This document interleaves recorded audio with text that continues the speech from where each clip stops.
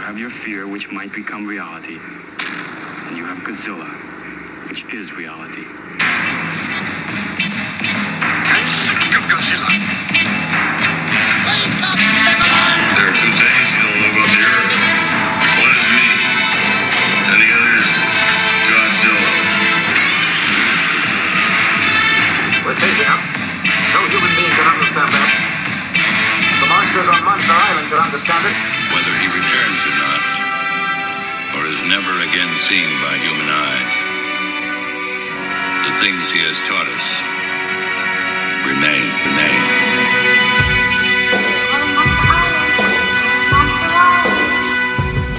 Ladies and gentlemen, welcome back to YHS on Monster Island.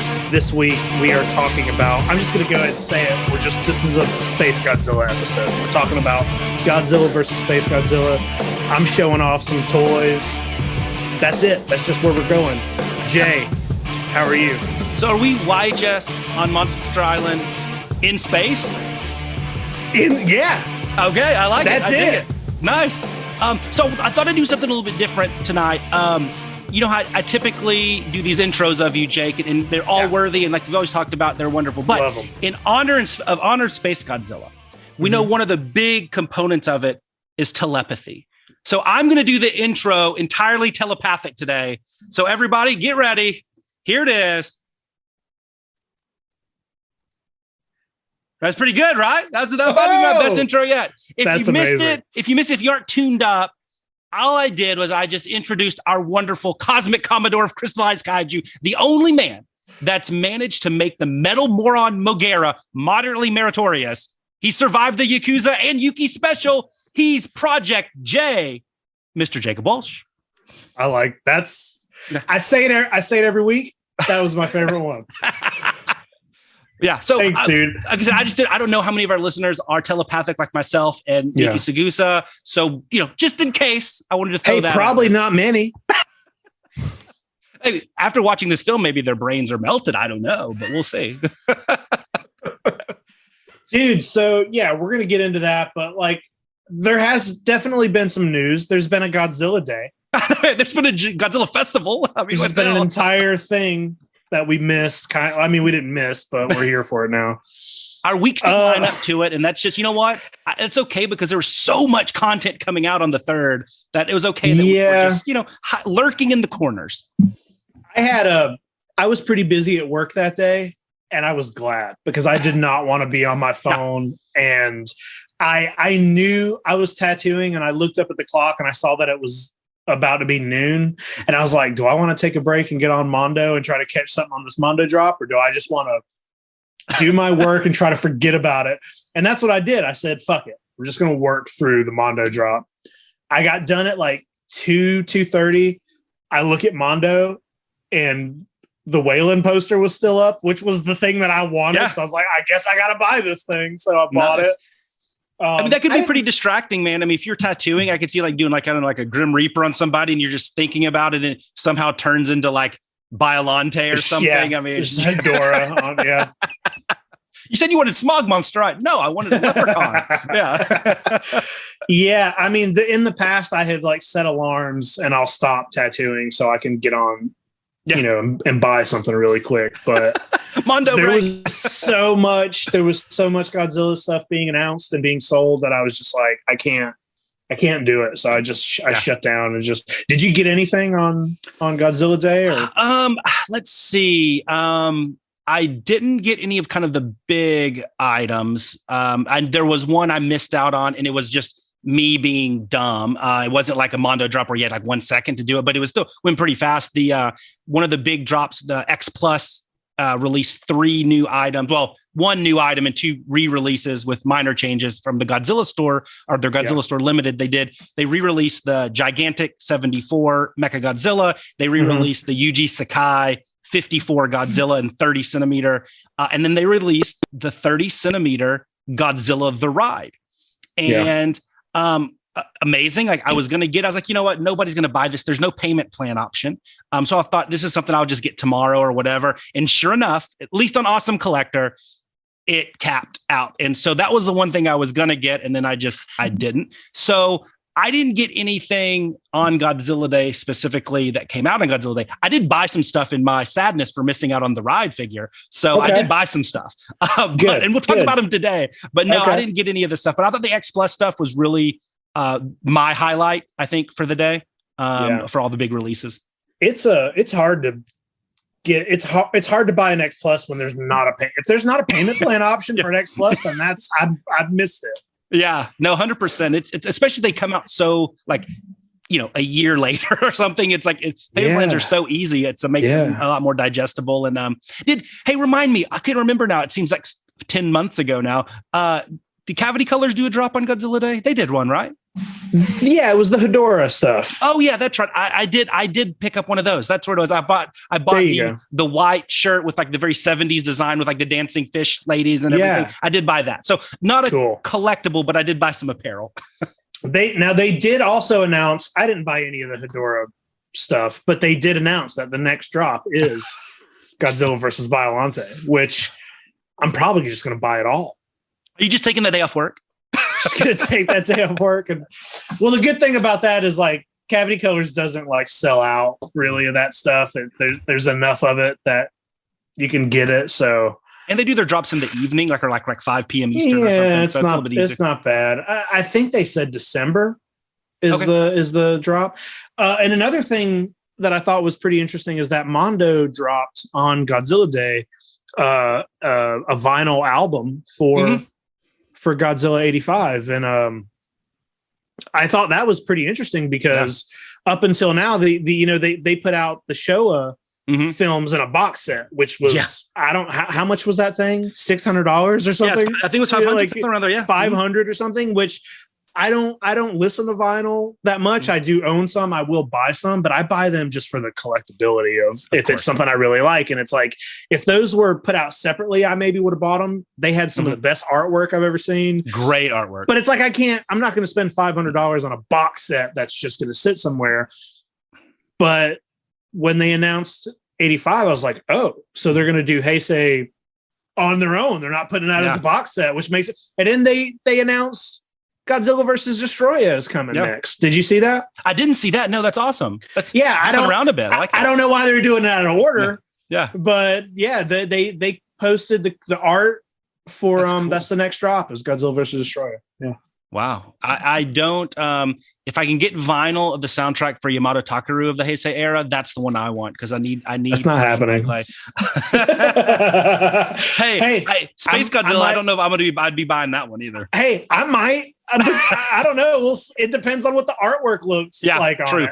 I'll buy Biollante no matter what, just on principle. I'll buy it, but any of the others, it's gonna be down to the artwork. So yeah, that's what sells it for me. What else is there? Any other drops that we should talk about, or any other? Bandai, the Movie Monster series line, which is kind of their just it's what keeps the lights on. It's their kind of tried and true, very kind of their base business there, at least in Godzilla collectibles. So they released a 1975 Mechagodzilla Damage. So the kind of Mechagodzilla, I always hesitate to say 2, but MG2 on the shoulder from Terror of Mechagodzilla. Yeah.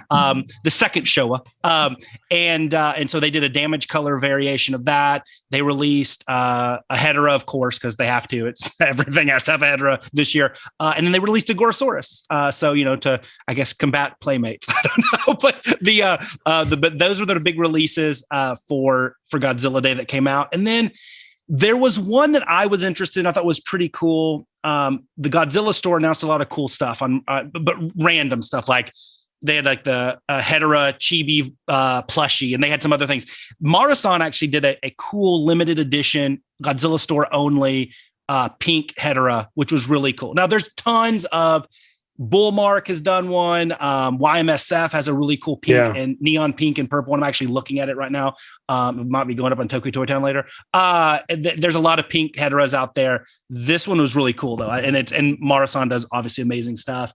AG Kaminaga and those guys over there do wonderful things. So it was, that was kind of, for me, I think the big like highlights, not counting like the non-collectible stuff. I'm sure we'll talk about the film in a second. Then there was one big low light, but I guess to highlight how bad it was. And that's our good friends over at Super 7. The announcement of Rodan and Mothra are coming. Yes. As reaction figures. So I don't know. I'm like, come on, man. I want to know about these Ultimates. Like, and I just was a little bummed, and maybe I got myself too psyched up for it. It makes me wonder if they're going back on it, because there hasn't been any talk about the Ultimates in a long time. They haven't mentioned it, and they keep releasing. You know, they did the third variation of the Shogun Godzilla. Yeah, is now out, and I'm just like, guys, you started really strong. Yeah. But you've now released that toy 3 times in the span of a couple months. Yeah. The card's different and the color is slightly darker. Yeah, slightly. First glance, I didn't think I didn't buy it. I didn't even buy it. If I saw it in the store, I'll pick it up. But I was like, I'm not ordering that. Same. And they just announced more, reaction figures. And I'm just like, okay. I wonder if there's anything that they can't release, anything from contractual standpoint, like maybe I don't have to do with, like, obviously the NECA contract where, like, there's an expiration date and maybe we don't know about it, but that hit it. But, like, you're right. Like, I don't know. It's Godzilla Day. Like, give us a tease on the Ultimates. Like, I don't want to say nobody cares, because, like, Rodan and Mothra is cool, but it's like everybody they weren't excited about you getting the line for reaction. They were excited about you getting the license for Ultimates. So what's going to be, even just say, like, we're releasing these, just do a quick tease like that. You can do a teaser just like the silhouettes, like those were. It doesn't even have to be, it could be a mock-up. I don't know. And I am worried now, since you've kind of put that out in the ether, like, if they miss Godzilla Day, yikes. What's the point? I don't know. I know. So those are kind of my big highlights on the collectible stuff. I can't think of anything else. Yeah, not too much else. I did see, I saw this on Twitter, and I can't remember what account it came from, but I did send it to you that there was an announcement that they are going to treat next year the same way they're doing for Hedorah this year for, his 50th. Next year is going to be Gigan. And there was a logo posted, and it said that they are going to be doing the same sort of celebration, which is amazing to me. Amazing. Like, the fact that we might get all of this Gigan stuff next year. Well, and then the next year, it's Megalon and Jet, right? Yeah, and Jet. Dude. And then it just keeps on. Then it's Mecha Godzilla and King Caesar. If they go in, and then finally, you think they're just going to keep doing it? Hey, until 2025, because that's 50 years of Titanosaurus, and that's when I'm going to be like, Gigan's a close second there, but if I can make it to 2025, that would be amazing. But yes, Gigan, that's huge. And then also it's the next year's the 60th of King Kong versus Godzilla, which 60 is a big number too, and that's obviously in such an iconic film. So lots of cool stuff, man, coming out. I think maybe they tested the waters with Hedorah with this big 50th anniversary merch push, and I guess it's working. Like I dig it. So hey, Gigan's gonna be so awesome. I'm gonna buy so much stuff. I agree. I'm gonna buy stuff I don't even want just because on principle. Yeah, you got to. Well, there's one other thing I wanted to mention. I'm not sure if I've mentioned this on the show or not. I'm sure I've talked to you about it, but there is a Gamera fan zine being released, like artwork, and it's all done. I've seen it because I'm a part of it. I did a piece for it, and it should be, I don't know when it's going to be coming up for order for everybody, but it's pretty soon because the deadlines are awesome. I had to have my shit in. So I have a question. Look at everybody. So you're kind of now the go-to artist for like turtle related projects. Anything to do with turtles, that's what I do, right? Terrapins. Yeah. I didn't even think about that. You're right. Yeah. Hey, by the way, Snapper got a VHS release. I saw that. That sold out super quick. Yeah. I didn't get it, but it looked beautiful. Like loved the, I'm kind of nervous about it because there were 3 different versions of the tape. There's like a regular black tape, there's all green tape, and then there's a green tape with a brown top on it. And when you ordered, it did not have the option to pick which one you want. But I put in the notes which one I wanted. So I'm hoping that that's what I get. And there were only 50 available. So, but I just think that that's insane. That's something I worked on has been released on VHS and it's sold out. And you got something on cassette tape and now VHS. You got that's my dream. That's my dream. Just need a laser disc release of something. I need a laser disc, or Betamax. That's impressive. Congrats. That's really, really cool. Thanks, all joking man. aside, I mean, that's awesome. And like I said, you are, you and your reptilians, man. I tell you, if it's not a crocodile, alligator, or caiman, it's a turtle, tortoise, and terrapin, right? You're right. I didn't even do Gamera for my Gamera submission though. Oh, okay. I did a side whatever. The same universe. Yeah. Same universe. I just didn't do Gamera.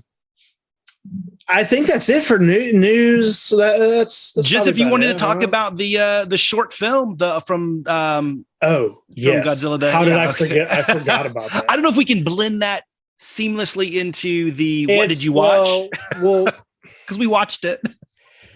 You did. Yeah, we watched that. I thought I was. Oh yeah, there is something else that I watched. About something else. Yeah, let's talk about it. They released like a 5-minute short official short film of Godzilla versus Ghidorah, and it's amazing. It's first of all just really cool to see Godzilla again. You know, like classic Toho Godzilla. It's the Final War suits, but the fact that it's all sets and miniatures, and they're just fucking up shit.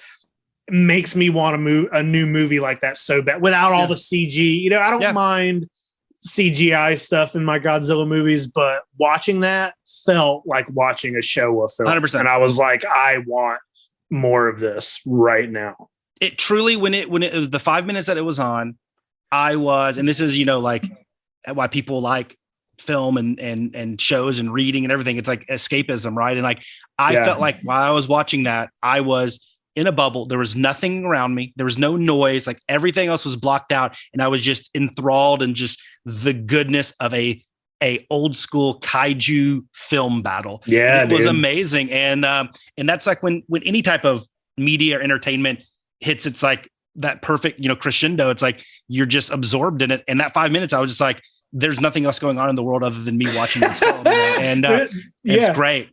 There's a lot of really cool shots that happen and some kind of artsy camera angles and stuff. And it's just, there's not much else to say about it. It's just very fun. And it's a great fight. It's on YouTube. Go watch it. If you haven't seen it, just go check it out. Yeah. Yeah. And I was worried because, I know on the last Godzilla Day, they did the little, the short film that Toho okayed, but it was like the, kind of the, they were actually in a suit and like just joking around and whatever. Like, I'm glad they actually treat like this is like a real monster fight between these two monsters. And so, I mean, next year, maybe we get Godzilla versus Gigan. I just hope they do Showa Gigan, but they have to make a new suit. But anyway, I loved it. I mean, what a great, like, I don't know, thank you to the fans and like something really cool. And I'm hoping that's just kind of testing the waters that they do a kind of classic style. And we talked about this in our other episode, the one we talked about, where does Godzilla go from here, right? After Legendary, after Singular Point and everything, like what's next? And we talked about, why not let's just Back to the Future and go and do a old school, like just classic Godzilla Toho film. And maybe this was them testing the waters. Maybe they're doing it. Yeah. Yeah. That'd be awesome. I'd be happy with that. For sure. Do you want to talk about this other movie you watched? I didn't watch anything. I didn't watch anything else. So I'm off the hook here. I'm not going to spend too much time on it, but so if you guys listened to our last episode, and I encourage you to do, that was one of the most fun episodes to do. Yes, it was. Last week when we talked about some of our, I don't know, I almost said our favorite South Korean kaiju. We just talked about two of the worst movies I've ever seen. I know. So we talked about YHS and War of the God Monsters. And then we also talked about and alluded to how YHS was reimagined, for lack of a better word, in 1999, the film called Reptilian, which is a Korean film using all like Western actors. And so I watched it just to see, because I'd never seen it. I don't want to go through it because I don't want to bring everybody, I don't want to bring the whole podcast down, but I'm not saying it's as bad as War of the God Monsters, because that just functionally does not work as a film, but it's pretty cringy. It's close. Yeah. It's really bad. It's way worse than the 67 YHS, like not even close.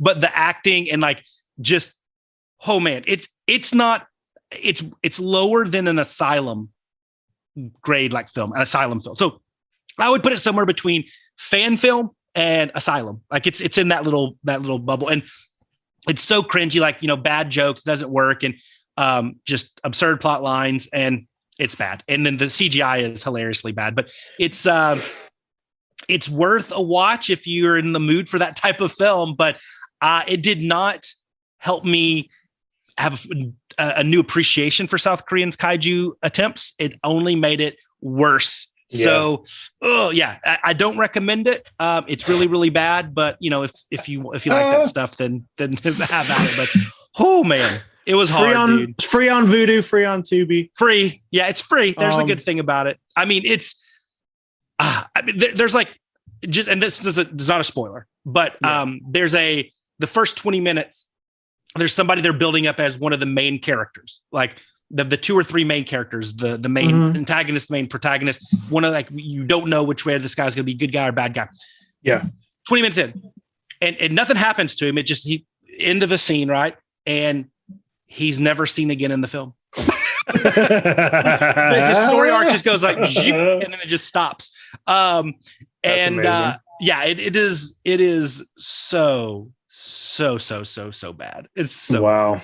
But go watch it. Have fun. Yeah. So I don't have anything I can add to that because I haven't seen it, but I'm glad you took that leap. I was planning on it at some point, but maybe it's at the bottom of my list now. So, well, speaking of taking leaps, I do want to, before we get into what we picked up, I appreciate all our fine listeners that take that leap and listen to us. And I know I said about 2 episodes ago that whoever would leave the best reviews, whichever one we tickled our fancy the most, we would be sending them a really cool toy. And I wanted to read, if you don't mind, do it. Instead of 1, I actually picked 2 winners. So the first one is going to get this cool Bandai 90 Gamera, the Showa era Gamera from 1990 here, when the toy was made, not when the movie was released, obviously. But also, there was one that was also really good. And so I have, staying on Showa Gamera theme, I have one of these cool, like, exclusive Maru-san little mini Sofubi ones. It's a little, it's hard to see here. It's a little Showa Gamera. It's all teal. One of the minis here, which is really cool, still in pack. So I was going to share, send these to these 2 reviews. So I want to read these, and you haven't heard, listened to these. So this will be your first time listening to them as well. Yeah. So the first one, and this is the one that won the bigger Gamera from Michael, Hamilton _54. I'll shoot you a note, or shoot us a note, and I'll get this out to you. The review is headline, I would Matongo with these guys anytime. So right there he had me. But he says, this podcast is fantastic and the hosts are great too. So see, we're not that, the podcast is bigger than us too, by the way. So just so you know. If I had any cash left after spending it all at TokuToytown.com, he knows how That's to what got him. I'd have a beer with Jay and Jake while we nerd out over the latest Holy Grail acquisition. Any and every fan of kaiju monster movies should listen to this podcast. Having 2 likable hosts is just a bonus. And I'm like, heck yeah, man. That's awesome. So Michael, thank you, man. Yeah. Thanks so much. Yeah. That's really cool. I don't believe a word you said, but thank you. The other one is from Misfits 1011. And he'll be getting this cool Moro-san Sofubi. One of the best kaiju shows out there. That's really nice because there's a ton of them out there. There's a lot, yeah. As a long time, I know, a longtime listener of YHS, I was thrilled when they announced Jake would be hosting a spinoff show with Jake about Godzilla and friends. Every episode is packed with interesting facts about the topic at hand, and Jay's intros for Jake just keep getting better. Both these guys really have a deep love and appreciation for this stuff. I never miss a show. Keep doing the Lord of the monsters, that is, work. Misfits to 11. That last line got me. That was amazing. Thank you both. Those were honestly too kind. Like, we joke, or we understand. Like I said, there are tons of options out there. We do appreciate it. And once again, if anything, we just want to show that we love this stuff. And if we can get one person to go from liking kaiju to loving it, we've done our mission. We've done our job. And so thank you guys. And I'll be, like I said, reach out to me. And you can reach out to me at tokutoytown@gmail.com. Give me your addresses. I'll send these out to you. And thank you. I second everything you said. Thanks for those. Thanks for those. It's so nice. It's too nice. It's too nice. Before we jump into toys, because I know that's going to put us right into Space Godzilla stuff. Yes. I want to talk a little bit about. I just want to throw it out there that there is going to be something. So the week of Thanksgiving, I know everybody's going to be busy with food and visiting family and its holidays and everything, but something big is happening this weekend, which is, I know this is a kaiju show. But YHS, the flagship show, we talk a lot about Ghostbusters over there. And this weekend is the world premiere of Ghostbusters Afterlife. I'm going to be there. Sadly, Jay is not. We're bummed out on Monster Jay's Island. not going to be out, but we are going to be doing a lot of content. So over at YHS, yes, have some podcasts. And the week of Thanksgiving, YHS is going to be we're going to have content every day of the week. But the reason I wanted to say that is because YHS on Monster Island is going to have a special sort of crossover event. So we will have an episode that week that maybe leans a little more towards Ghostbusters. If you think about Ghostbusters and Kaiju, there's only one thing that show could be about. So well, we're going to be talking about it. I didn't think about. I just came up with a new idea. We also could talk about the unmade Godzilla film, Godzilla versus Ghost Godzilla. It's not Ghostbusters, but it has to do with ghosts. That's funny. We could. Hey, there's lots of stuff on that one. We'll make all the Ghostbuster people listen to us talk about that for an hour before we talk about the other thing. But yeah, so that I just wanted to put that out there that there's going to be kind of a special extra episode that week. So cool. Jay. Yeah. I didn't buy anything new. I have some stuff I'm going to show off, but I don't have anything new. Okay. Do you got anything new over there? I do. I have a few. I have two important pieces because one I think is going to be a new subline that I think I'm going all in new on. Collection? A new Godzilla subline that I'm actually going to try to get as many pieces. And it's a long-term play because they're higher end stuff. Then I got something that actually might be the coolest Godzilla thing I've picked up in a long time. I think it's really, really, really cool. Okay. So I'll start off though with I have three things. So only three things. Well, this is neither of those. This is the third place one, but I love it because it has my girl Yasuko Sawaguchi on the cover. This really cool. It's a book of steals. I thought there's my Texan accent about steals of stills from Godzilla 1985 or Godzilla 1984 Very here. Cool.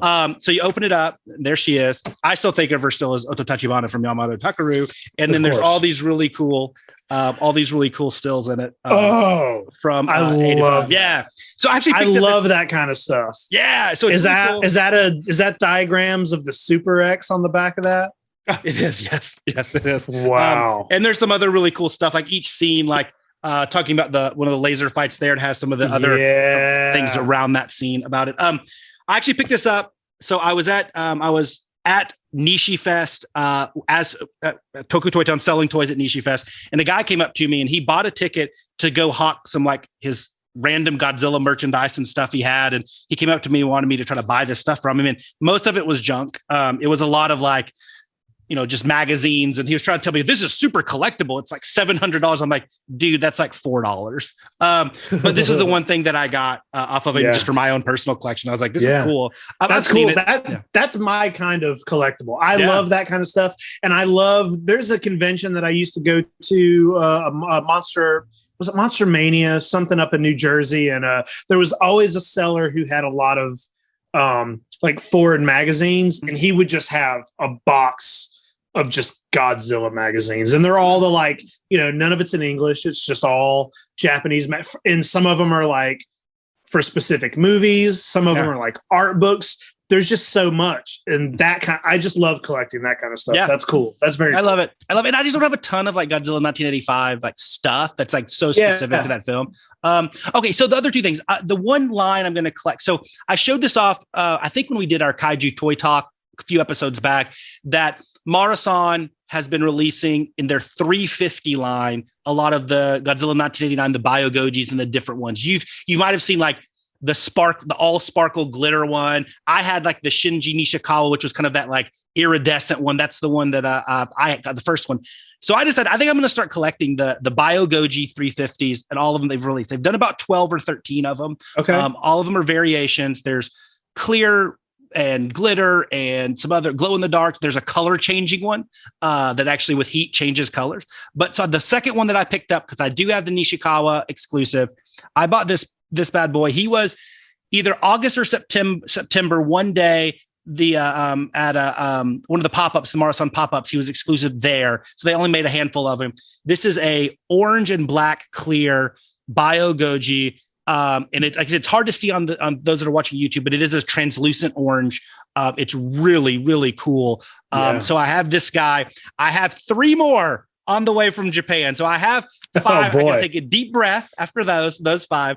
So I did get the sparkle glitter one. I did get the red clear one that looks like this. And I also got the color changing one. So I'll have those coming. But this thing is just beautiful. And like I said, it was from the Tokusastu pop-up, and Marathon does. So really cool stuff. So I'm excited, and I will keep everybody abreast on my journey down the Marathon Bio-Goji 350 line. Like I said, I've never really focused on one subline of Sofa Beat. It's always just been like piece by piece what I like. But I think I'm going to do it. I love these. And it's Bio-Goji. Can't go wrong. You're in now. Yeah. Yeah. There's no more thinking. You're doing it. Yeah. So I think they look great. I've sold some, and I bought them and sold them, and I've just keep falling in love with them. They sell like within a day. So like I don't have a time to get too attached, but I'm like, you know what? I'm going to get attached now. Yeah. Do it. So the other one, and this is something I know very little about, but I looked at it and I was like, I think I need to own this. And so I know, and you know the feeling. Collectors know the feeling. Like, there's just some things that speak to you, and it's like, I don't know. Like, I have no connection to this. I never knew this existed until like 10 minutes ago. But like, I have to. The universe will not go on if I don't own this piece. So I got it. So in the 60s, Naruma Toy Co. did a lot of those like Super 8 projectors, right? The little Super 8 cassettes, and you would wind them up and they'd project something on the wall, right? And you could like sync up the audio, and it was just like a projector set, because then you get like a 20-second clip of a movie or whatever. And so I found in really good condition. I don't have a date on it. My guess is it's somewhere around 1967. And I'll say why. This in-box Nomura Toy Super 8 cassette projector. You see King Ghidorah there on the cover over here. This is, first off, how amazing is this box? It's in really good condition. It smells like what I think the late 60s smells like. Now I can't open it up too. It's hard for me to see it, but it still has instructions and everything. And it has 8 different cassettes in there. And look at that. It's still like basically in pretty darn good packaging. Holy shit. And it comes with these 8 cassettes, and 5 of them appear to be Godzilla. I know we want to see it. And then there's one like random cartoon, and looks like a cartoon bee, and then like a little anime girl or something, and somebody on a motorcycle. But there's Godzilla versus Ebra. There's the birth of Minya. So I'm assuming that's why 67 popped in, because these started coming out in 65. And so I'm assuming it's around there, because like the most recent one is Son of Godzilla. So I'm guessing this is probably 67, 68.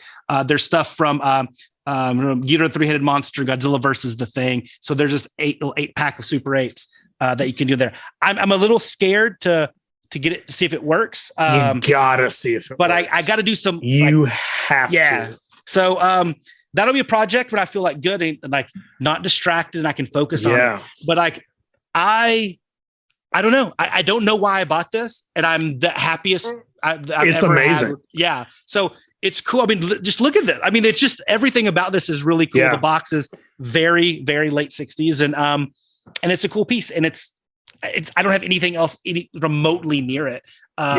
And so I don't know. So that was it. Those are my 3 pickups. Like I said, not a lot of stuff, but dude, the weird stuff is the best stuff. I love that. I've definitely ordered a few things. I've got I think I have multiple Godzilla pre-orders happening right now, but nothing new coming in recently. So I got nothing new, but I did pull out some, just some random Space Godzilla stuff. Awesome. Oh yeah. I forgot. I brought my stuff too. Yeah. Nothing like super fancy. I do have, since you were showing these off last episode, some of these little finger puppets. I love that. That's so cool. That's such a fun sculpt. He looks so cool. And that color pops, that purple, like, yeah, dude. Like, I know it's supposed to be a little bit more like silly and stuff, because it's, it's like a finger puppet, but like it pops. Yeah, it looks very good. So I do want to talk about for a minute. I remember the day I found out about Space Godzilla, and this movie came out in 94, I think, right? Mm-hmm. Yep. I was a kid, I didn't know we weren't getting those movies over here. So the first ever Space Godzilla image I ever saw was an ad for Godzilla Wars, which was the Trendmasters toy line. And it was in the back of a comic book. And I was confused. I was like, what is this? It didn't say toys. Yeah. It was just a picture.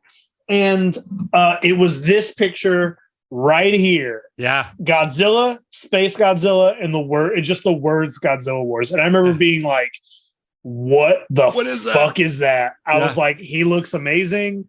I don't know what he is, but that was it. So I do have some Trendmaster stuff. I love it. I have now I'm missing a piece of this, but I have these go for a good bit of money, by the way. If you've ever crazy seen how this, expensive. Yeah, it's crazy. The mini ones, the micro play sets. Yeah. I'm missing his little horn, but I do have the figures. Nice. The smallest figure I have is this Space Godzilla. And I have the Godzilla too, but I didn't bring him out. And these are the little micro machines. They open up. He's got the crystals in there. But I see these every now and then, and they go for so much money. Yeah. But I really liked the Trendmasters line, and some of them look pretty good. This is the small Space Godzilla that came with, like, he was packaged in like 4 or 5 different things. You can get him on his own, or they had 2 packs, but that's pretty accurate, I think, which is crazy because you get the stuff like this that's fairly accurate. When you're, I don't remember whatever. I'm like maybe 10 or something. And not, you know what? Yeah, I think I was around 10. And to be 10 years old and to walk into Kmart and be able to buy this. Yeah. It's just awesome. The best thing in the world. I have like 4 of these because they packaged them with so many things. Yeah. Oh yeah. And it's weird that like the Space Godzilla looks pretty spot on. And then you think about like the way Anguirus looked, or like Biollante had legs, you know, and it's weird. It's also weird thinking about how this was a super mass produced toy that you could get in Kmart and Walmart. And then you think about that, like, the Bandai shit that you're getting in Walmart and Target right now and how bad some of it is. It's weird to me. They're bigger figures. And the faces, the sculpts are worse than how small this is. Yep. This 100%. Is a pretty good. This is, his head is the size of a fucking dime and it looks pretty good. Yeah. It looks all in scale. I mean, like I said, especially for Trendmasters. I mean, obviously the paint is a little bit, some artistic license on the coloring, but like the sculpt itself is for that scale of a figure for a mass produced line is way better than what we're getting right now. Yeah, it's just so weird. No. And then I do have the big Trendmasters Godzilla. And these are all from my childhood, by the way. Yeah. These are all the ones I remember the day I found this and bought it. And his batteries are dead, but he makes noise and stuff, and he's posable. And like, this is a pretty fun toy, dude. It's great. For an American mass produced thing. I'm buying that in the store if I see it right now. I mean, like something of that quality. Yeah. It's just cool to me that we had this kind of stuff with lights and sound when we were space. Nobody fucking knew what this was. No. I barely knew what it was. You know what I mean? You're a huge Kaiju fan. Yeah. I was buying these toys way before the movies were ever available to me to watch. The toys came out first over here. So I'm buying the shit like blindly, just like, I don't know who this is, but I love it. Yeah. So yeah, I love this. The only other figure I got out here, I brought it out because I know you're not a big Monster Arts buyer, figure arts, but I do have their Space Godzilla as well, and I just wanted to show them off because I don't know if you've ever really gotten to look at them up close. He's pretty great. Yeah, man. I'm not. In fact, when we were talking about one of our shows, we were talking about that. I didn't even know they made a Space Godzilla. That's really good. And I also have the Little Godzilla. He's in there. I didn't grab him, but I have the Little Godzilla. And there's came with like, little crystals and the little tornado breath or whatever. But yeah, these are good looking figures, man. I don't have they do good stuff. They do really good stuff. I don't have a ton of Space Godzilla stuff. That's about it. There's just not as much out there. And it's funny because even in the world of Sofubi, like Marmots made a Space Godzilla in their Monster Heaven line or their Vinyl Paradise. I think it's Monster Heaven line. That's it.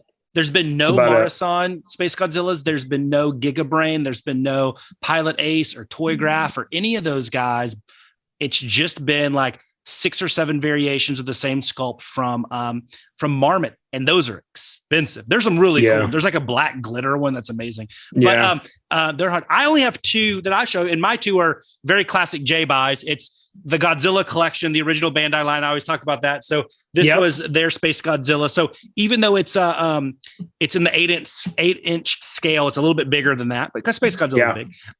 So it's not as good or as accurate of a sculpt, I think, as like even the Trendmasters, because the head is on a longer neck. He's a little bit more proportional, which the real Space Godzilla, his head and neck were so little, it's like way better. But it's still a cool piece to have. It looks cool with the other Godzilla collection, but really nothing too fancy here. So this was released obviously in 94 when the film came out. And then I do have, where is he?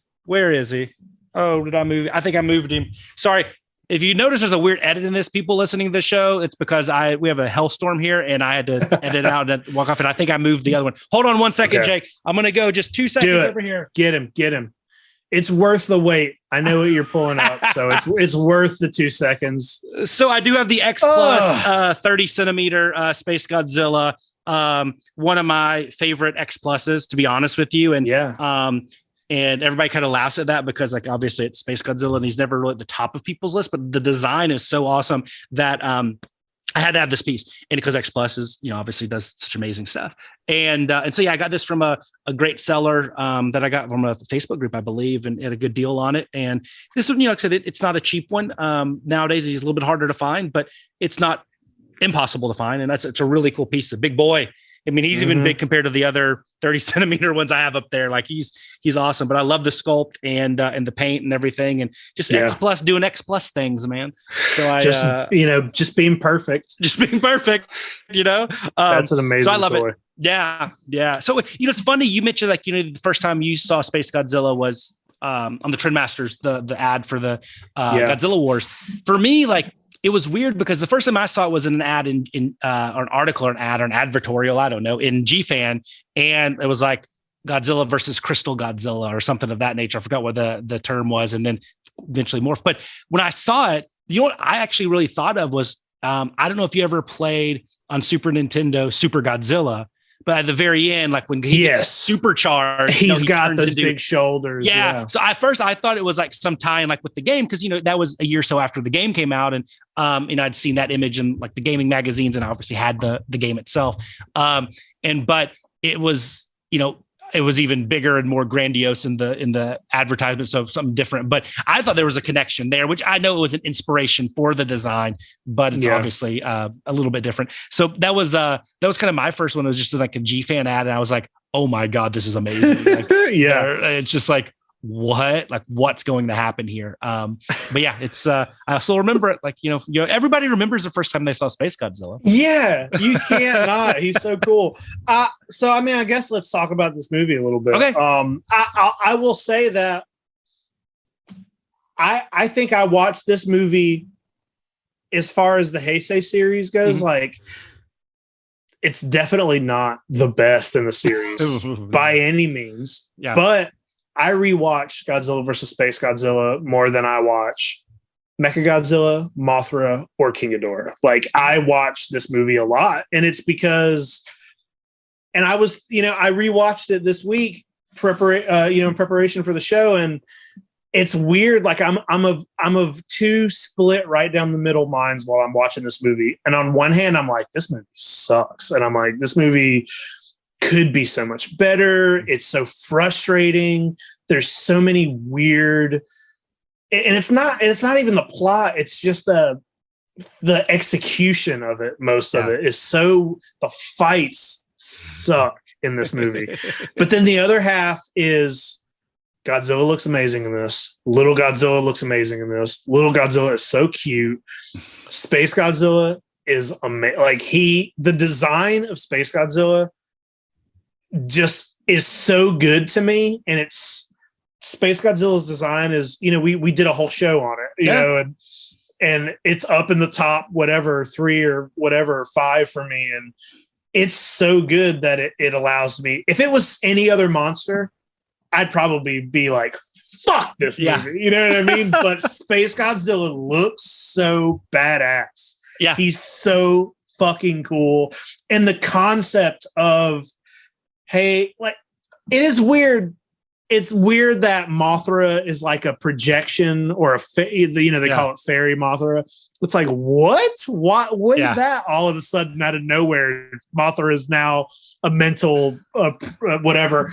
But the whole idea of like, hey, when Biollante passed through some sort of black hole, took it and turned it, like, that is such a cool concept. Like that's aliens done in a different way. You're so used to the aliens being human-like and they just bring a monster. But the fact that this clone or brother of Godzilla was created in space and then came down to fight him is such a cool fucking idea.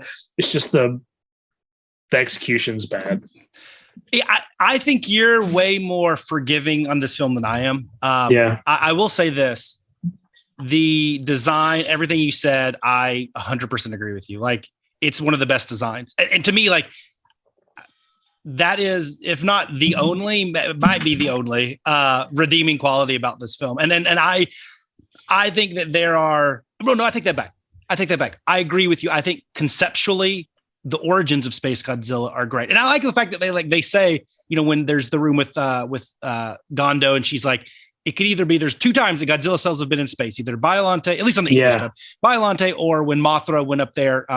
And I do think Mothra's in this film because it's like, bridges the gap into the trilogy and stuff. But anyway, they to keep her top of mind with the public. But I love the concept. I love everything you said about like how they, did an alien creature different. It's not just, hey, we'll bring on this alien because he's our guardian or he's, a pest or whatever. Yeah. All that's great. Everything having to do with Space Godzilla, other than his mobility is limited.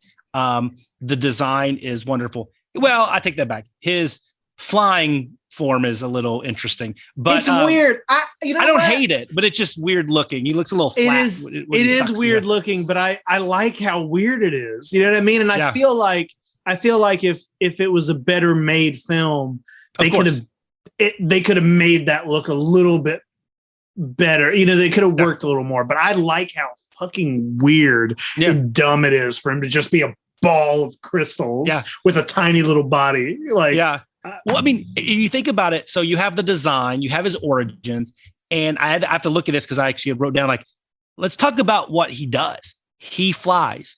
He hovers. He has an energy force field thing that he can just boom, shoot out of nowhere. He has his normal kind of like beam weapons. He can shoot the giant crystals at people. He can make things levitate. He has the shoulder crystal beams. He has the powerful tail that can whip things around. And he has this amazing, like, unlimited arsenal of weapons and offensive attack methods. And like, it just, how can you beat him other than he just needs to be plugged in? Other than that. Yeah.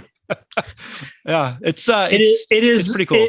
It feels like if they would have maybe taken that down a little bit and then just like, he has such a gnarly looking face. Yeah. And he's got those little Biollante mandibles on the side of his face, which is such a cool touch. The best. And I just want to see him like, I want to see him and Godzilla like close quarters fighting and like biting each other and shit. Like, and it's literally just Space Godzilla static with his tail. It literally looks exactly like this. And then he just goes, his arms, and he's just like doing this. His tail stays exactly like as if it's still touching the ground, and he floats. Well, that's why he has to hover, because the only way he can move around and they can actually change positions, he has to hover because it's the only way he's going to move. No, I love the Biollante touches. Even his like stomach, his abdomen area has kind of like, it's almost like that segmented, almost like an orb, kind of similar to Biollante. I love the when he kind of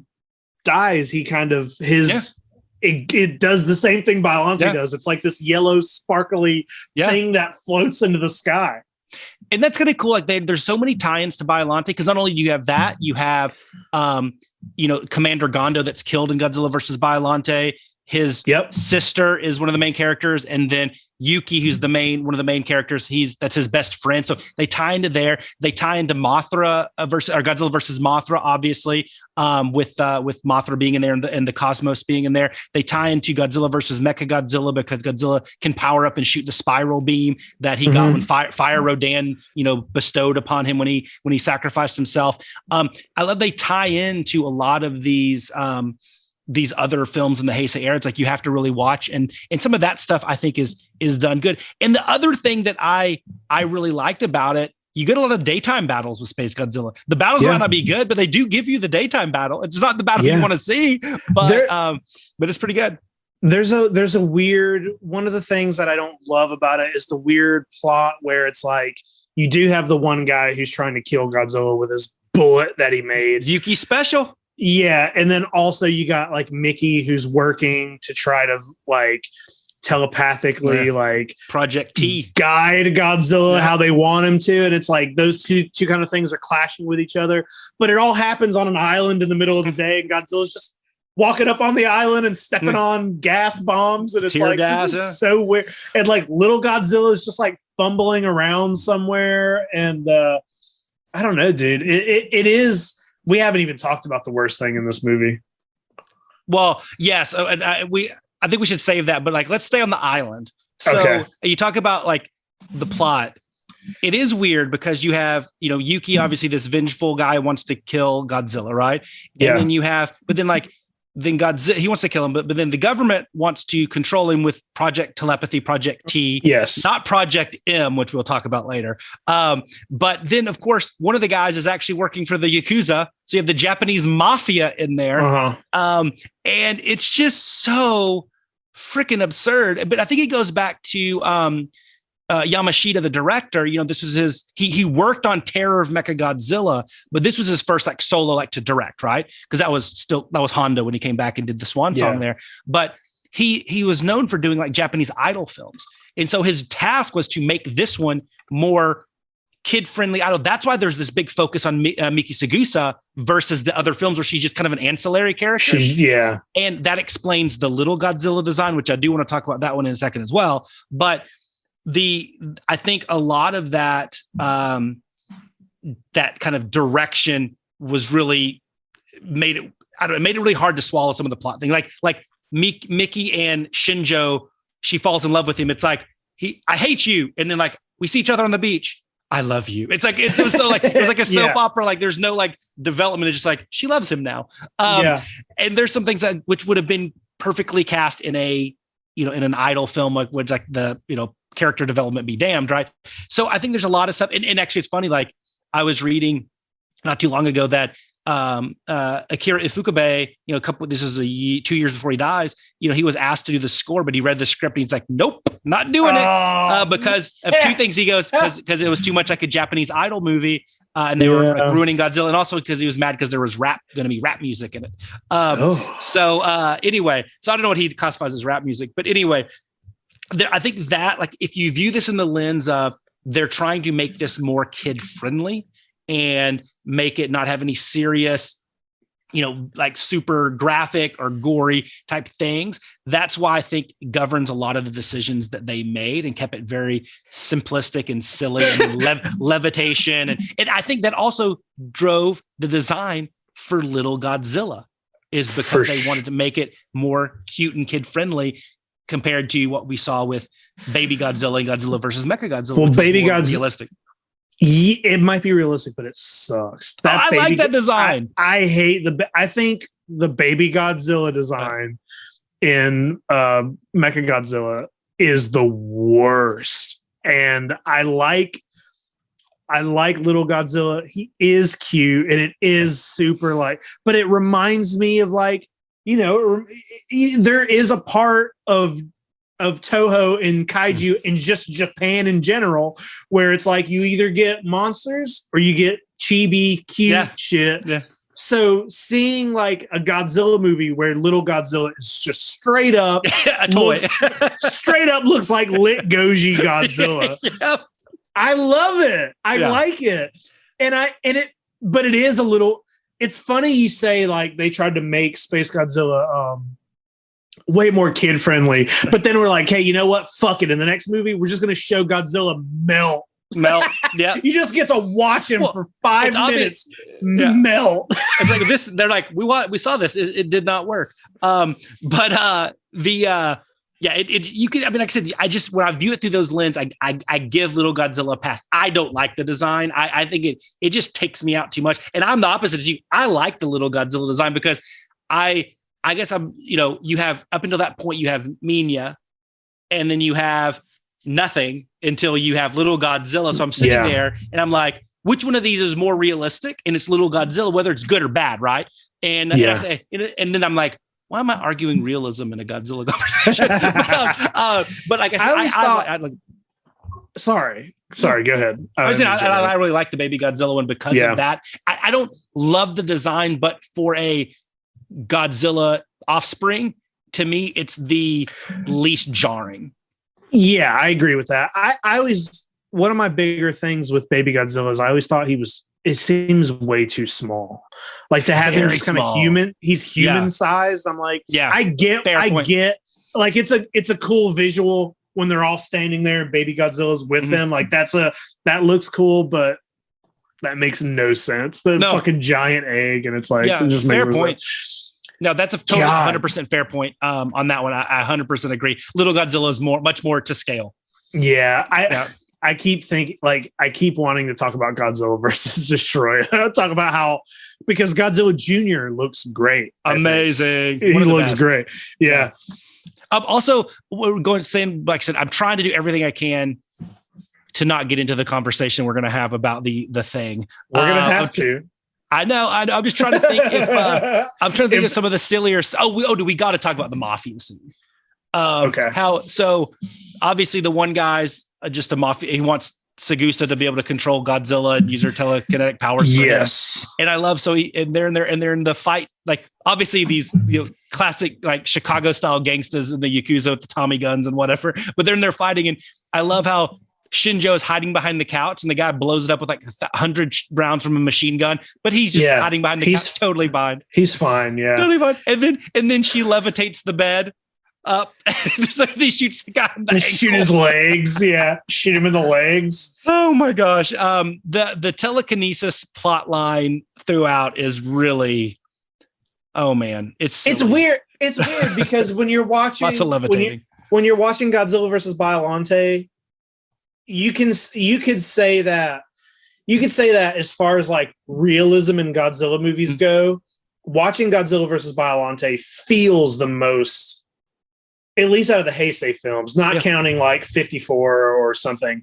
It feels like the most grounded, realistic film, even though you have a character who has telepathy and can but it's treated as such a natural. Yeah, it seems real in Godzilla versus Biollante. In that universe, it feels like it's real. Yeah. But then you get to this and it's like she's like, I've never tried this before. It's called telepathy or whatever she calls it. But she's just moving shit now with her mind, and she's like straight up an X-Men character. She really is. They took that. I think that was kind of part of the direction of make her the central character and have her have these like kind of powers as opposed to just being like, maybe on a different plane on a mental level. Which once again is easier to digest. Like you have to suspend your disbelief, but not entirely. It's like you can see that. And then stay on the characters. Like, were there any characters to you that like you actually liked and rooted for the human characters? Dude. No, I don't like any of the human characters in this movie, really. Like I do have a little bit of a soft spot for Mickey just because she's in all of those movies. But other than that, I just don't really care. To me, when I'm watching Godzilla versus Space Godzilla, I'm literally just like waiting for Space Godzilla to be on. Like, it's just, that's it. I'm waiting for Space Godzilla or Godzilla to be on screen. Yeah. I do like Little Godzilla, but I don't care about Space Godzilla lands, puts Little Godzilla in a crystal thing, and you do not see him again until like the final end. scene. Yeah. So it's really that's it, man. Yeah. I a lot of times I will skip the first 20 minutes of this. I did not this time because I wanted to have it fresh. Yeah. But the thing that we're going to talk about, it mainly happens in the first half of the movie. Mm-hmm. And I skip it. And I just skip the Space Godzilla a lot. Yeah. So So I didn't hate the characters except for one. I more just like was indifferent to them. I just don't care. The sidekick, like Shinjo's buddy, that it's like the fifth wheel guy. It's in the English dub especially is very hard. It's the most off-putting character. I actually don't mind Yuki. I think he plays that role pretty well. And I think that was fine. But like, to me, it's like the human character is just like, I didn't really gravitate to it and be like, oh my gosh, like I'm rooting for this guy. And to me, like that was compared to the other Heisei films, that was a big loss here. Cause most of them had a character or two that I really would gravitate towards. And I think that's also another disservice to this film is it's sandwiched in between Mechagodzilla 2, which I absolutely love. I think is such a good film, and Destroyer, which, I think there's two camps when you talk about like critically what's the best film of the Heisei era. It's Biollante or Destroyer. I mean, those are kind of the two that people will talk about.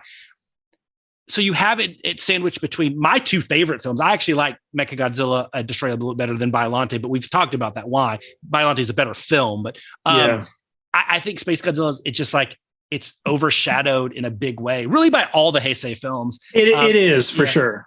I think if you put it in the Millennium era, it might be better. It might do better. Put it next to M.O.G.U.E.R.A in 2000. It's like, this is the best film ever. Yeah. Dude, I think that hurts it too. I agree with you. I like all the Heisei films, and I like the design of them. And I don't know if it's just because, I grew up watching Showa films, but there was such an excitement when I was a kid and started finding the Trendmasters figures and finding this whole other section of Godzilla stuff that I was like, oh, what is this? And I'm on record. Heisei Godzilla is the best Godzilla design to me. I think that's the best. So I like all those movies. If I'm ranking the Heisei series, the ones that are going to be in the bottom for me is, even though I still watch it all the time, is maybe King Ghidorah. Is maybe my least favorite in that series. Right after that might be Mothra. I think Mothra and Mechagodzilla are better.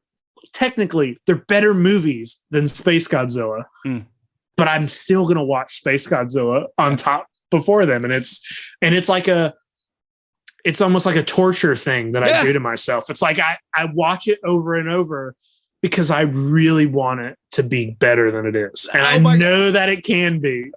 And it's just like, let me watch it again. Just let me watch it again. And then I'm just like, by the time it's over, I'm crying. No, I wrote so bad. I wrote down on my notes. It's so funny you say that. I wrote down on my notes, I am living the definition of insanity. It's doing the same thing over and over and expecting a different result. I think that's why I watch Space Godzilla so much, is because I'm like, no, this is really good. I just haven't really figured out what lens to view this through. The design is too good. You can't have a creature design that's awesome, that awesome, and is in a movie that's bad. But you can. And then the one last thing I want to say that I think is just one of the funniest scenes, not involving just the dipshit dickweed of all robots, is the Mickey and Shinjo at the very end, when they're like, on the beach holding hands, and like, okay, they're, she has a love interest and all that good stuff now. And she's like, remember when you hated Godzilla? I'm like, yeah, it was like 24 hours ago. Like, he has like a 24-hour arc. Like, I hate Godzilla. It was yesterday. I just thought some of that stuff is really funny. And they're just some funny scenes. I mean, from the cliche heroes coming out of the smoke and the carnage to, there's just so much of that. But I know they're tuning into this episode to listen to us talk about our good buddy, Project M.O.G.U.E.R.A. M. Project M, M.O.G.U.E.R.A, however you want to say it, it means suck. That's really what it does. Listen, this is what I'll say for M.O.G.U.E.R.A. I can appreciate, and I think it's kind of cool that they're reusing an old kind of obscure. M.O.G.U.E.R.A is in a movie already. What is it? Mysterians? Yeah, the Mysterians. So it's the Mysterians. 57 or 59. So it's an old film that M.O.G.U.E.R.A is in, and the fact that they kind of gave him a new purpose, and they didn't. He's basically the same design. They just kind of updated him a little bit. Less can opener. I think that's a cool thing. I like when movies do that. Yep. That being said, M.O.G.U.E.R.A sucks big. worst. Mo.G.U.E.R.A like is completely pointless. Doesn't do anything cool. Just like is literally just in the movie to waste our time. Is supposed to be an upgrade from Godzilla. It's supposed to be from the parts of Godzilla, and they're his gimmick is that he can split into 3 different vehicles, and one can fly and one can do this, and they come together to form Mo.G.U.E.R.A.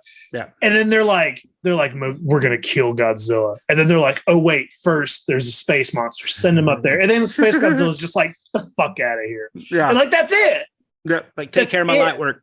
So speaking of that, I'm going to go on record as saying the worst shot scene, the most unrealistic, like amateur hour fan-made film scene in the history of Godzilla is the asteroid battle between the Mo.G.U.E.R.A and Space Godzilla. I mean, you can clearly see both wires. The asteroids, I think you can see it really reminds me of like an elementary school like play or pageant or whatever, where they have like the drapes and they have the hanging like painted potatoes as asteroids. It looks like a science project. It does.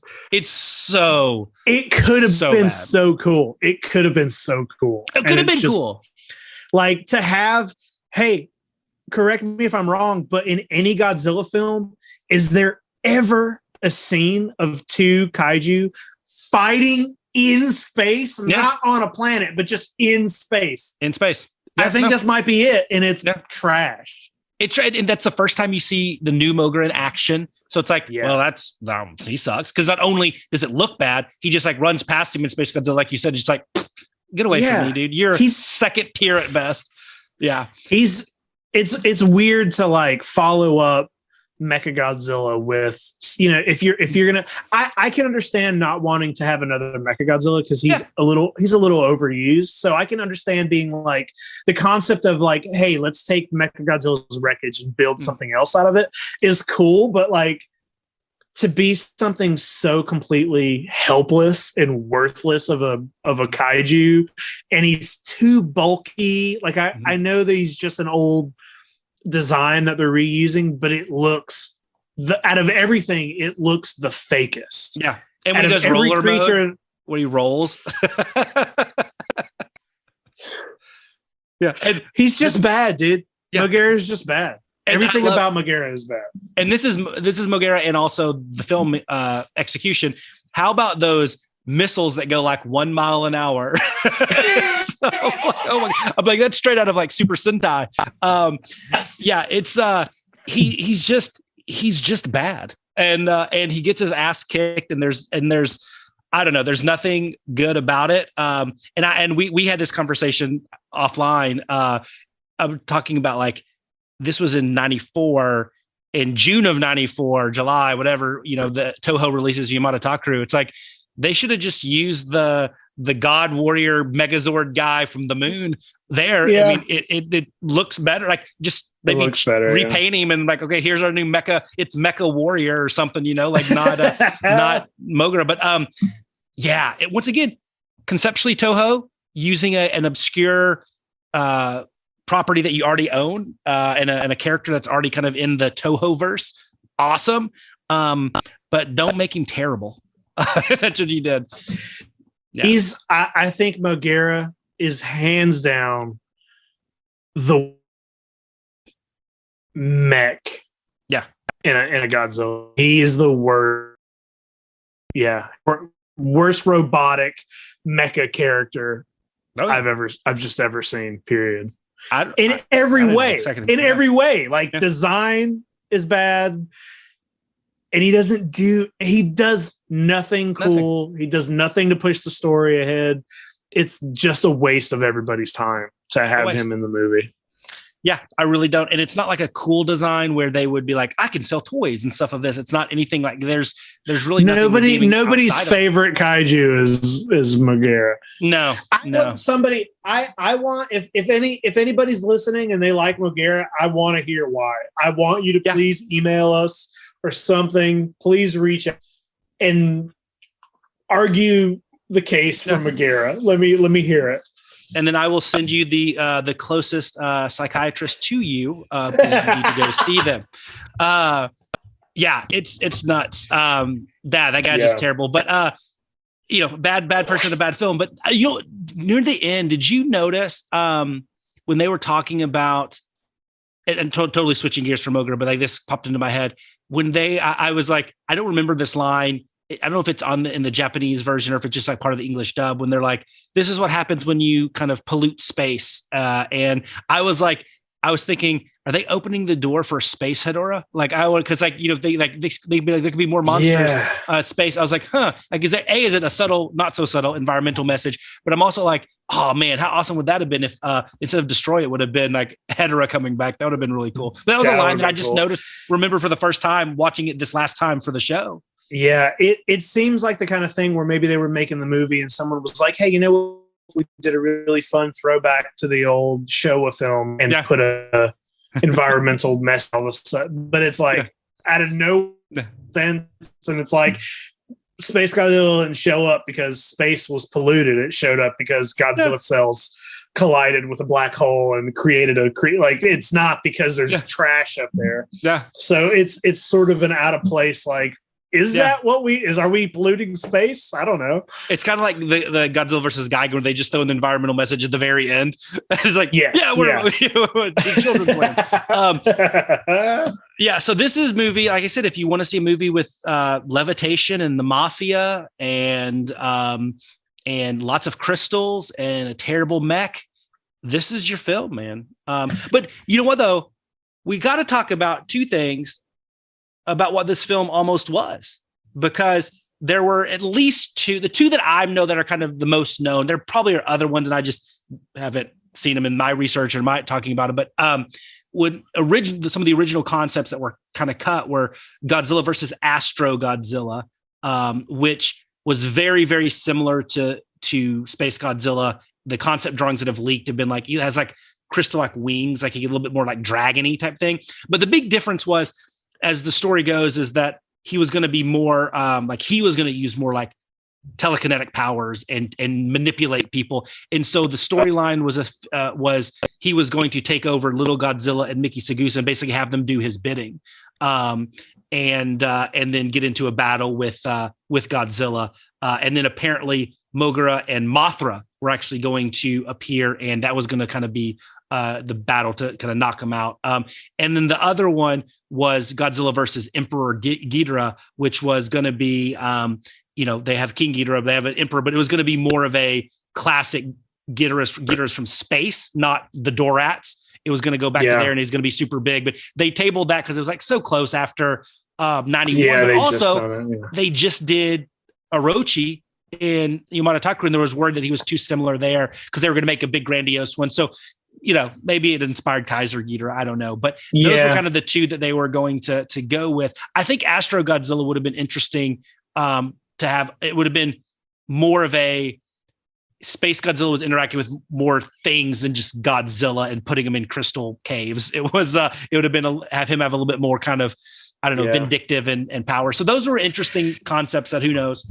The concept of having a kaiju kind of telepathically take over a human and have a human do its bit, which suggests kaiju has an intelligence as good as ours or greater, is a cool thing that I feel like because you always like, especially in the Showa era, they treat kaiju as just kind of big dumb animals. You know what I mean? They're all, especially when you're thinking about like Gigan and Megalon, they're just like big dumb creatures. So the fact that like Space Godzilla was going to be shown to have like a superior intelligence is kind of cool, and I wish that why didn't they do that?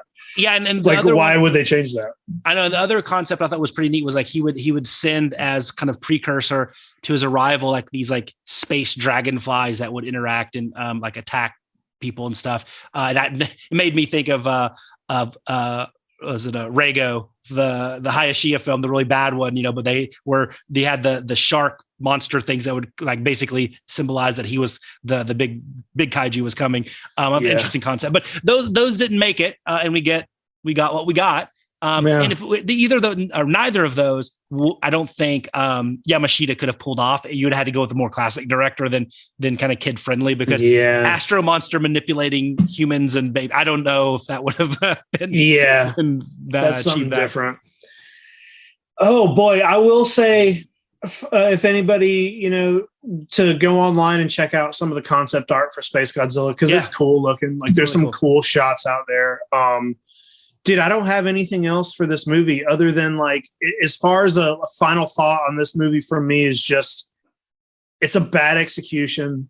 Mm-hmm. It's far from the best Godzilla film, but it has some of the best design and concepts in the entire series. So it's a weird thing. We talked about this in our other episode. I would love for Space Godzilla to have a second chance. To return in another movie somehow, but I don't want him. I wouldn't want him like radically redesigned. I think his design is perfect. Yeah, it withstands the test of time. I really do. I think it looks as cool now as it did in '94. I really do. I hope Space Godzilla. I agree with you 100% on all of that stuff. I think if anybody really deserves a reboot, and we talked about that on our reboot episode, Space Godzilla deserves one, and he deserves to be in a good film. Like I said, I hope it happens. And I hope it happens in a live action, not an anime. Like, it's fine if it does that too, but I want to see a live action Space Godzilla. Me too. Yeah, that'd be cool. And Jake likes this movie a little bit better than I do, and that's okay. We still will be friends. Just like I said, close your eyes during the M.O.G.U.E.R.A parts, and hey, I just wish Toho, the short film they did on Godzilla versus Hedorah for Godzilla Fest, they should have just done that with this one, and it would have been great. Just them fighting, a good fight, and then make the fight scene better. 5 minutes of just the Godzilla versus Space Godzilla, perfect. Dude, movie. That costume's still out there somewhere. I'm sure it's in the Toho warehouses or something. It should be on display somewhere. Oh my gosh.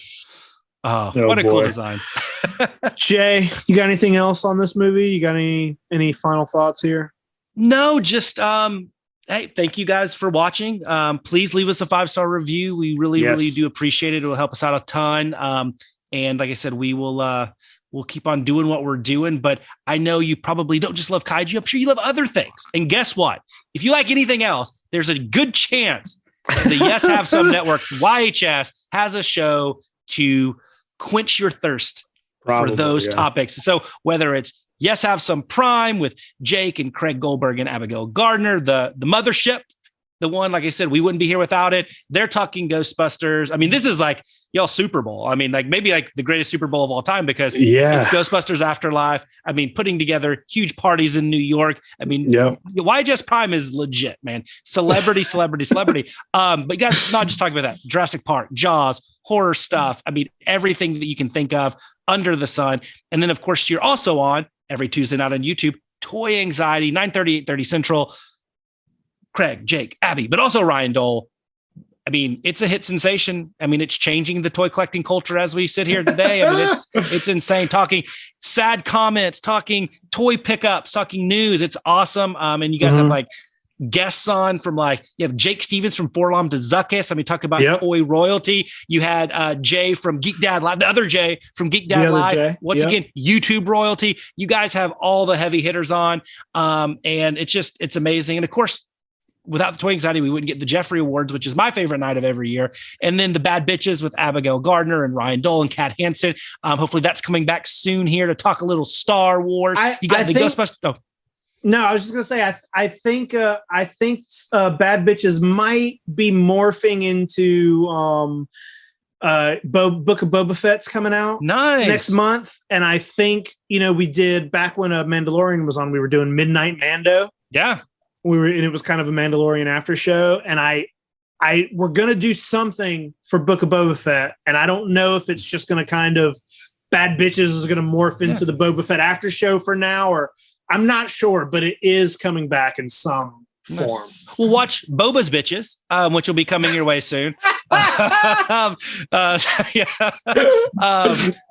soon. But in the Ghostbusters Containment Unit about autographs and more Ghostbusters talk, and just so much. And also join group therapy, because I don't know about you guys, but I feel like group therapy, I mean, you guys as like the creators of everything, but I guess as somebody that wasn't there on level one, like group therapy is kind of the heartbeat of the YHS community, because that's where everybody engages and talks about everything. And it is an amazing place. Like, truly, if you are on the fence about watching or listening or engaging with other YHS stuff, just join group therapy, lurk for a week or so, and then you'll just see how amazing it is.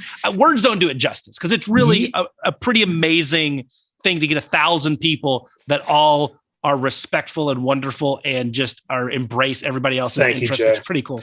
Well, another thing about group therapy that I'll kind of brag about is that it is unlike other, a lot of people don't like getting into Facebook groups because it's a lot of like shit talking or people pile on each other. But we have moderators who actually moderate. We have a no memes policy. We do not allow memes. They get deleted immediately. If a thread turns bad, we're in there to cut the comments off immediately. Like it's a lot of fun in there, and it's all over the place. You can talk about Godzilla in there. You can talk about Ghostbusters, Marvel movie, whatever you want. It's all over the board. Toys. We talk about everything in there. But it's everybody. It's a cool little community. Everybody gets to know each other in there, and it is very fun in group therapy. It's great people. It really is that. Like, it's not blowing smoke up your ass. Like, it truly is. Like, I can't recall one time in the last 4 years that I've seen anything escalate to what would be an everyday occurrence in any other fan group. Like, it's nuts. Yeah. And like I said, there's so many people in there, and they all kind of abide by these rules. And they're just, it's like a safe haven, a sanctuary from the storm, if you will, for a lot of these people. And it's amazing. And then, of course, if you have a few bucks to spare, go throw it towards these guys on Patreon. They're doing awesome content on Appreciate there. It. Whether it's Stephen King readings by the Tattooed Titan of Tokusatsu, whether it's Craig in his car just talking about shit, whether it's Abby reading her diary, whether it's watch-alongs, there's everything. There's all Patreon kinds is of stuff. awesome. Yeah. Movie reviews, you name it. It's really like, you get your money's. Believe me, you get your money's worth. And and there's other cool stuff that you guys are doing. And you're a toy company now. You got everything. Like, it is truly crazy. It's too much, man. And we're just I'm happy to talk kaiju and just be this little tiny sliver within the YHS universe, and representing all of us that love kaiju, love monster movies, love tokusatsu, love talking about them, love buying the toys, and it just is, it's awesome. So we love it. It's awesome. Yeah, there's nothing else I can say. I have a closing to that, Jay. No, that's good, Jay. I appreciate it, and I appreciate everybody for writing the reviews and for listening. But I think that's it, guys. I think until next time, see you later.